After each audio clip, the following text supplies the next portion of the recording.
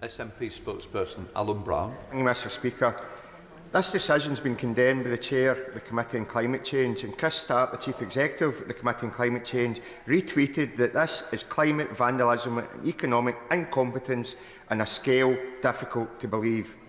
The International Energy Agency previously stated no further fossil fuel projects can be built if net zero is to be achieved by 2050, and OECD countries need to end the use of coal by 2030, so why licence this mine to 2049?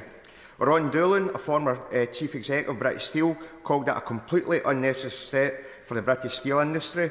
Chris MacDonald, Chief Executive of the Materials Processing Institute Research Centre, previously advised that British Steel couldn't use this coal because it's not the right quality.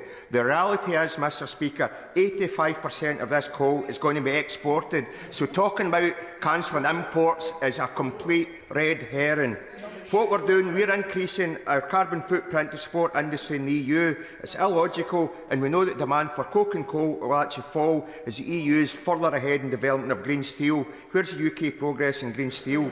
Coke and coal is not even identified in the UK's critical mineral strategy, nor the National Security Investment Act, although it is a critical mineral for the EU, but clearly this mine is not needed for the UK. So, given this decision, what steps have been taken to rapidly accelerate the net zero pathway, such as changing the Scottish CCS cluster to Track 1 status?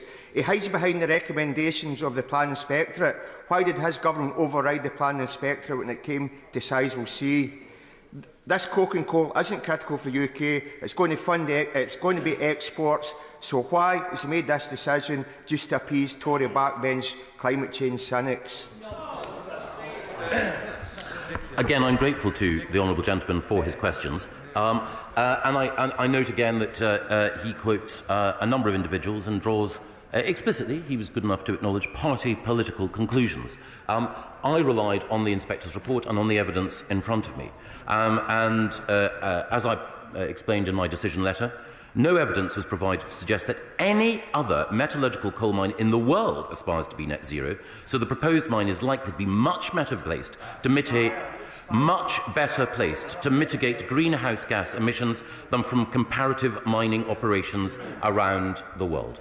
On that basis, it is entirely in keeping with our net zero commitments, and indeed with a commitment not just to jobs but to the environment, to approve the inspector's case.